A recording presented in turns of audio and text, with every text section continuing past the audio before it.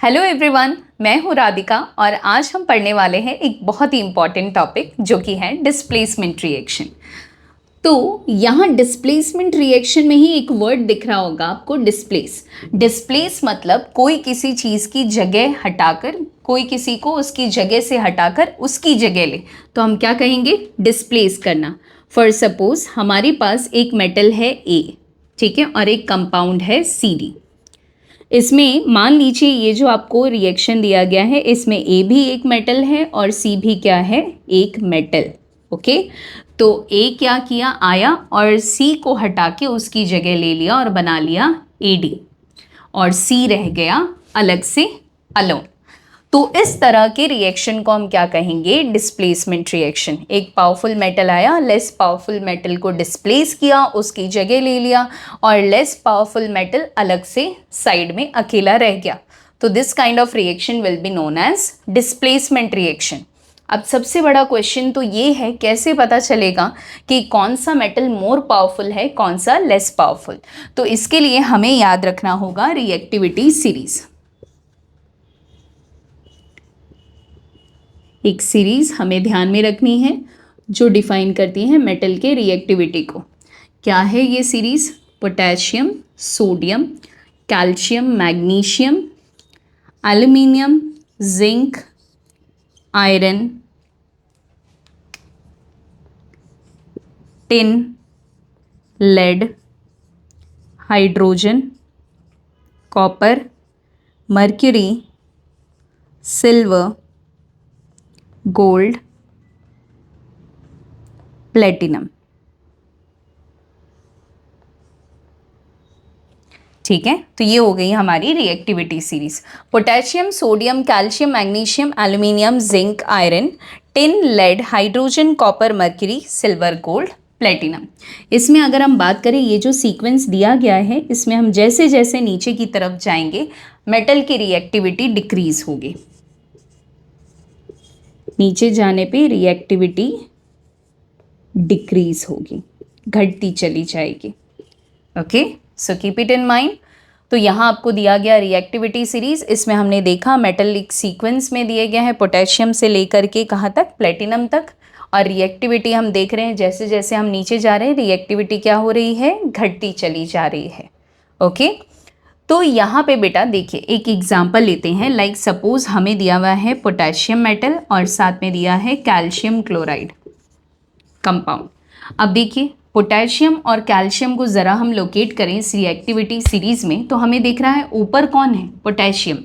जो ऊपर होगा वो ज़्यादा पावरफुल होगा और वो अपने से नीचे वाले किसी भी मेटल को उसके कंपाउंड में से हटा सकता है। तो आप देख रहे हो बेटा, यहाँ पोटेशियम ऊपर है तो वो कैल्शियम को हटाएगा और क्या बना लेगा? यहाँ पोटेशियम और क्लोरीन मिलके बना लेंगे पोटेशियम क्लोराइड, और कैल्शियम रह जाएगा अलोन, लेफ्ट आउट। तो ये बात क्लियर हुई बेटा? समझ में आया किस तरह से इस रिएक्शन को हमें करना है? और वही अगर आपको इस तरह का कोई केस दे दे, लाइक आपको दे दिया कॉपर मेटल और रिएक्शन कराओ HCl के साथ, तो आपको दिख रहा है कॉपर कहाँ पे है? हाइड्रोजन से नीचे लोकेटेड है। नीचे लोकेटेड है तो वो अपने से ऊपर वाले एलिमेंट यानी कि मोर पावरफुल एलिमेंट को डिस्प्लेस नहीं कर सकता। तो हम इस कंडीशन में यहाँ क्या लिख देंगे? No reaction. So is that clear? यहाँ पे क्या हो जाएगा बेटा? No reaction. किसी को डाउट? आई होप सो यहाँ तक किसी को भी कोई डाउट नहीं होगा। तो चलिए देखिए एक एग्जाम्पल है इसी के ऊपर बेस्ड, आपके बुक में एक एक्टिविटी दी गई है, उसको हम कंसिडर करते हैं। यहाँ इस एक्टिविटी में आपको कहा गया बेटा आपको लेना है आयरन और रिएक्शन कराना है कॉपर सल्फेट के साथ। तो पहले अगर हम सिर्फ रिएक्शन की बात करें तो आप देख सकते हो आयरन कहाँ लोकेटेड है? ऊपर, और कॉपर है उसके नीचे। कॉपर नीचे है तो आयरन इजीली कॉपर को हटा देगा और क्या बना लेगा? फेरस सल्फेट, FeSO4, और कॉपर रह जाएगा लेफ्ट आउट। ओके, सो इस रिएक्शन की बेसिक प्रॉपर्टी क्या है वो समझ लीजिए। इस रिएक्शन में हो क्या रहा है? आयरन मेटल का कलर कैसा होता है? ग्रे। देखो बेटा, हमने आयरन की नेल्स ली है, ठीक है, और वो भी किस कलर की है, ग्रेइश है।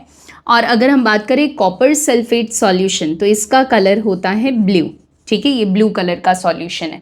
आपने कॉपर सल्फेट लिया, वाटर में डिसॉल्व कर लिया, बन गया ब्लू सॉल्यूशन, उसमें डाल दिए आपने 1 या 2 आयरन नेल्स। थोड़ी देर बाद आप देखोगे फेरस सल्फेट बनने की वजह से इस सॉल्यूशन का कलर हो जाएगा ग्रीन। और साथ में अगर हम कॉपर की बात करें, चूँकि कॉपर यहाँ पे डिपॉजिट होना शुरू हो जाएगा, इसीलिए कलर जो आयरन की नेल्स थी, ठीक है, आयरन की नेल्स जो कि पहले ग्रे कलर थी, उसके ऊपर कॉपर इकट्ठा होने लगेगा, इसीलिए उसका कलर कैसा हो जाएगा आयरन नेल्स का, brown. So I hope so ये एक्टिविटी समझ में आ गई होगी। एक बार फिर से सुन लीजिए, हमने कॉपर सल्फेट ग्रीन कलर का सॉल्यूशन, ब्लू कलर का सॉल्यूशन लिया है और उसमें डाले आयरन नेल्स। आयरन नेल्स डाले तो थोड़ी देर बाद हम देखें कि सॉल्यूशन का कलर ब्लू से हो गया green because of the formation of ferrous sulphate. और जो आयरन नेल्स जो कि ग्रे कलर के थे, वो धीरे धीरे उसके ऊपर किस कलर की लेयर आके डिपॉजिट होने लगी, ब्राउन कलर की, बिकॉज ऑफ कॉपर मेटल। तो चलिए अब हम पढ़ेंगे डबल डिस्प्लेसमेंट रिएक्शन। अभी थोड़ी देर पहले हमने पढ़ा डिस्प्लेसमेंट रिएक्शन। डिस्प्लेसमेंट यानी जहाँ पे एक मेटल दूसरे लेस पावरफुल मेटल को हटा के उसकी जगह ले रहा है। बट डबल डिस्प्लेसमेंट में क्या होगा, दोनों मेटल प्रेजेंट होंगे अपने कंपाउंड फॉर्म में, ठीक है। लाइक आपको दिया है सोडियम क्लोराइड, ठीक, और साथ में हमने ले लिया मैग्नीशियम ऑक्साइड, ओके। तो इस कंडीशन में क्या होगा, आपको बस क्या करना है बेटा, चार्जेस लिख लेना, ठीक है, ये लिख लिया। अब आप क्या कर दो, इसका प्लस भेज दो इसके माइनस के साथ और इसका प्लस इसके माइनस के साथ। सिर्फ आपको पार्टनर्स को क्या कर देना है, स्वैप कर देना है। यहाँ सोडियम आ जाएगा ऑक्सीजन के साथ, क्या बन जाएगा, सोडियम ऑक्साइड, और मैग्नीशियम आ जाएगा क्लोरीन के साथ, बनेगा मैग्नीशियम क्लोराइड। तो जब भी आपको डबल डिस्प्लेसमेंट रिएक्शन दिया जाए, डबल डिस्प्लेसमेंट में आप इस तरह से चार्जेस लिख दीजिए, इधर का प्लस इधर के माइनस के साथ, इधर का प्लस इधर के माइनस के साथ, बस हो जाएगा आपका रिएक्शन कंप्लीट। इसके ऊपर एक एक्टिविटी भी दी हुई है आपके बुक में, आपको दिया गया है बेरियम क्लोराइड और सोडियम सल्फेट,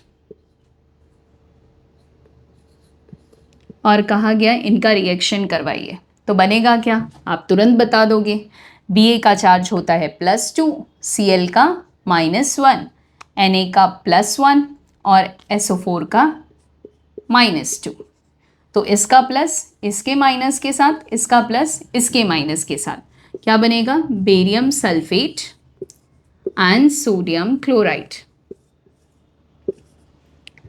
यहाँ पे इस रिएक्शन की खास प्रॉपर्टी क्या है कि जब भी हम बेरियम क्लोराइड और सोडियम सल्फेट का रिएक्शन करवाएंगे तो हम देखेंगे एक वाइट प्रेसिपिटेट का फॉर्मेशन होगा। वो वाइट प्रेसिपिटेट यहाँ पे किसका है, तो बेरियम सल्फेट का। क्लियर है। Thank you for watching this video, और अगर आपको ये पसंद आया हो तो लाइक कीजिए, सब्सक्राइब कीजिए और यूं ही हमारे साथ बने रहिए।